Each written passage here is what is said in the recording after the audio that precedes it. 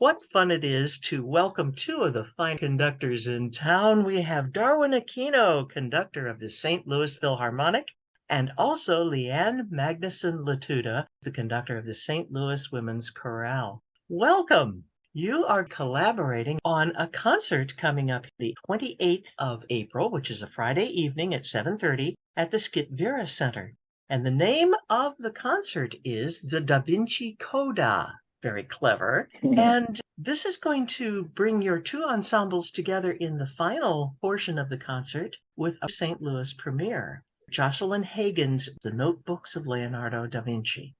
Let's first give everybody an overview of the evening's concert. Darwin, would you mind talking about the orchestral portion of the evening? My pleasure, Kathy. The title of the concert, as you were mentioning, is the Da Vinci Coda, because it's the season finale of both the St. Louis Philharmonic Orchestra and the Women's Chorale season.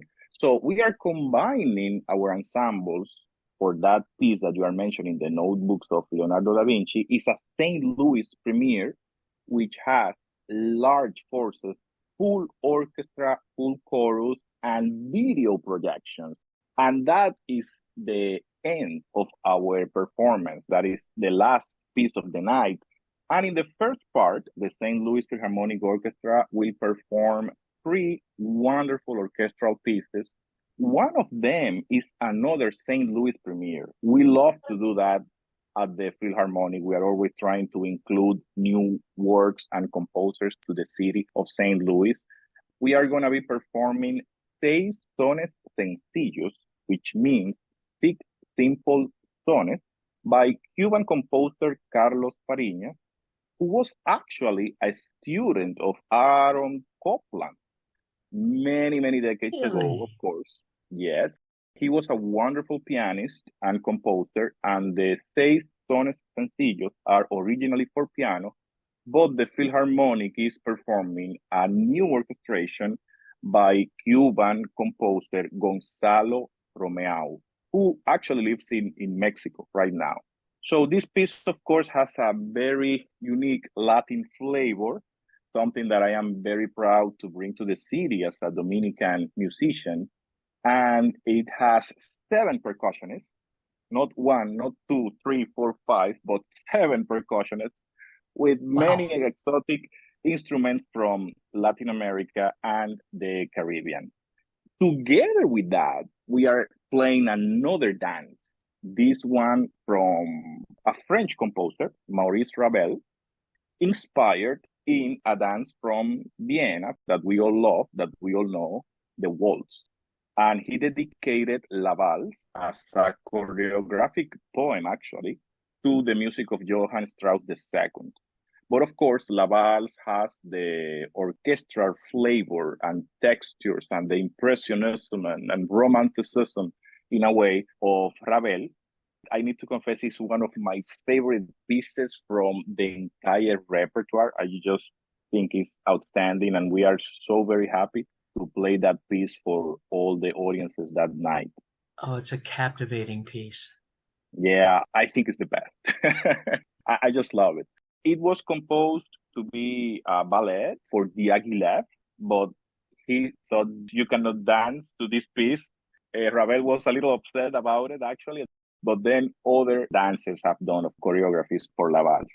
The third piece that we are going to be performing as an orchestra is Soirée Musicale by Benjamin Britten. And this is also another homage to the music of Rossini, Italian opera composer. It's a collection of 5 dances, and it's inspired in many of Rossini's songs and also part of the William Tell opera.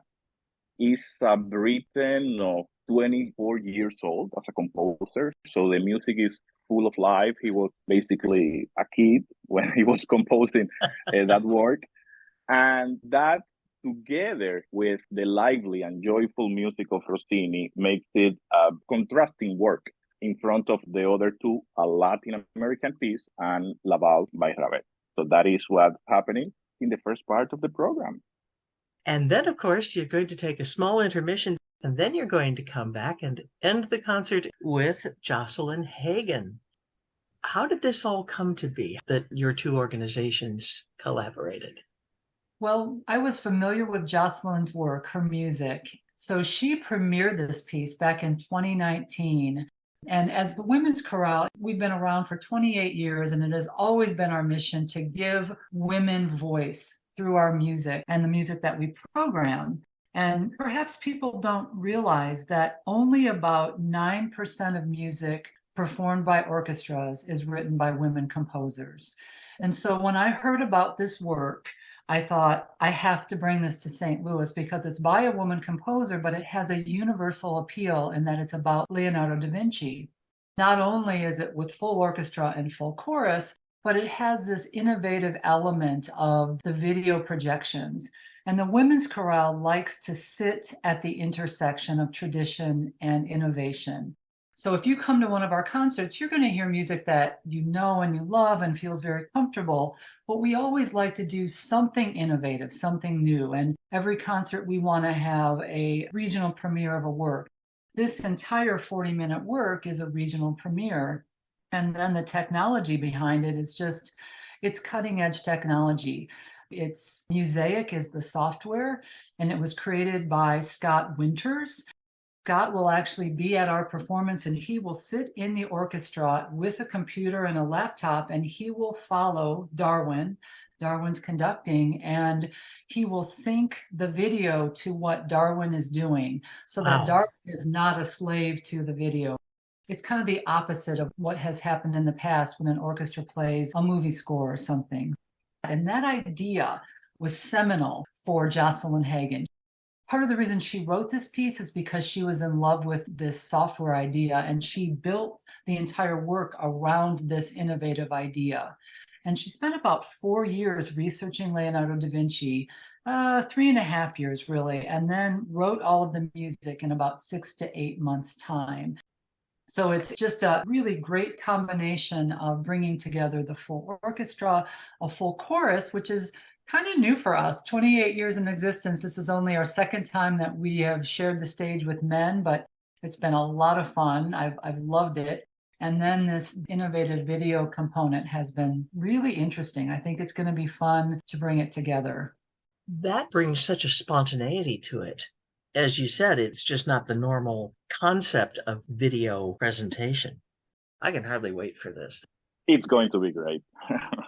The St. Louis Philharmonic and the St. Louis Women's Chorale, with a few good men. Friday, April 28th, 7:30 p.m. at the Skip Vera Center on the campus of Chaminade. The Da Vinci Coda. How do people get tickets? You can get tickets through the website of the St. Louis Philharmonic Orchestra, which is stlphilharmonic.org. And Leanne, there's another way. So if you go to our website, we will redirect you automatically by clicking a button. So it's stlwc.org, and purchase tickets just takes you to the Philharmonic. Seating is reserved, and I think it's selling pretty well. So folks, if they want a ticket, they should go there now. I think we're on pace to sell out. Yeah, my advice for everyone that is going to come to the concert to arrive early, because recently we've been creating a traffic jam on Lindbergh. We've been having a great time waiting sometimes 5 minutes for people to sit, so we have everyone in the house to start the concert. So please arrive early because we're expecting a lot of people for this. Once again, the tickets available at stlphilharmonic.org or stlwc.org. My thanks to both of you, Darwin Aquino and Leanne Magnuson-Latuda. Thanks so much for talking with me and enlightening our audience about this fabulous concert on April 28th. It's been a pleasure. Thank you so much for having us, Kathy. Thank you, Kathy. It's always a joy to be here with you. For me too. Thank you.